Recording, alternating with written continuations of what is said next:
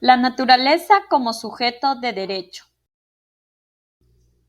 ¿Sabes cómo surgieron los derechos de la naturaleza en el mundo?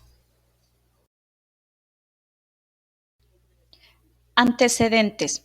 En todo el mundo la naturaleza fue considerada como objeto. Se trataba de algo de donde se podía extraer indiscriminadamente todo lo que se encontraba en su seno. Por esta razón, en 1972 se lleva a cabo la Declaración de Estocolmo, evento que convirtió al medio ambiente en un tema de relevancia a nivel internacional.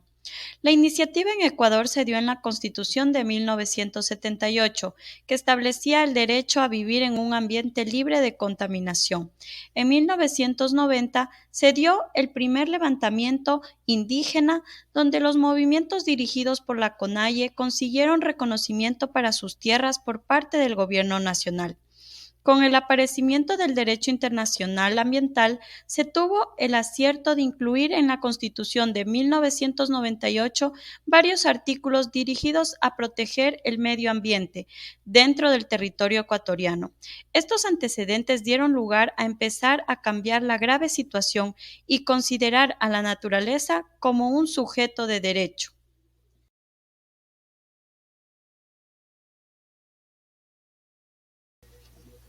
Ecuador, en su Constitución del 2008, es el primer país en reconocer los derechos de la naturaleza.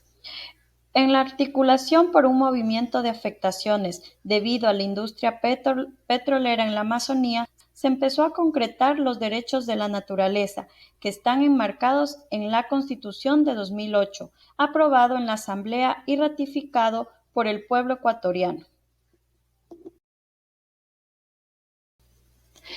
¿Qué artículos de la Constitución del Ecuador amparan a la naturaleza?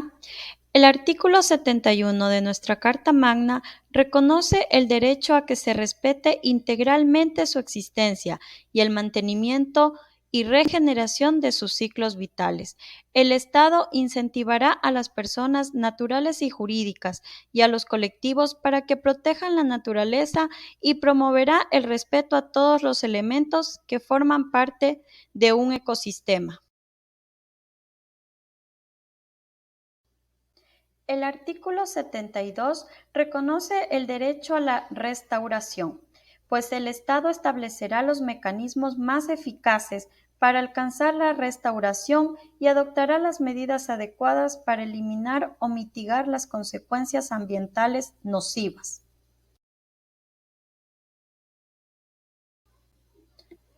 Por último, el artículo 73 reconoce el derecho de protección. El Estado aplicará medidas de precaución y restricción para las actividades que puedan conducir a la extinción de especies, la destrucción de ecosistemas o la alteración permanente de los ciclos naturales.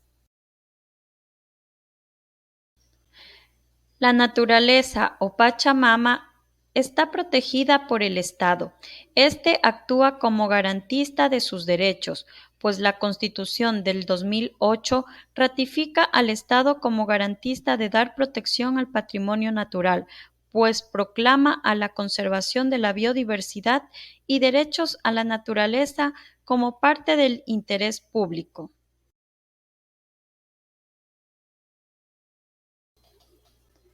Los principios ambientales detallados en el artículo 9 del Código Orgánico Ambiental son reconocidos e incorporados en toda la manifestación de la administración pública. Como primer principio tenemos la responsabilidad integral. La responsabilidad de quien promueve una actividad que genere o pueda generar impacto sobre el ambiente, principalmente sobre la utilización de sustancias, residuos, desechos o materiales tóxicos o peligrosos. Ejemplo, tenemos las empresas petroleras. La responsabilidad de estas empresas es grande debido a la contaminación del suelo y mar provocados por los derrames. El Estado, en conjunto con las organizaciones internacionales, emplean normativas que protejan y garanticen los derechos de la naturaleza.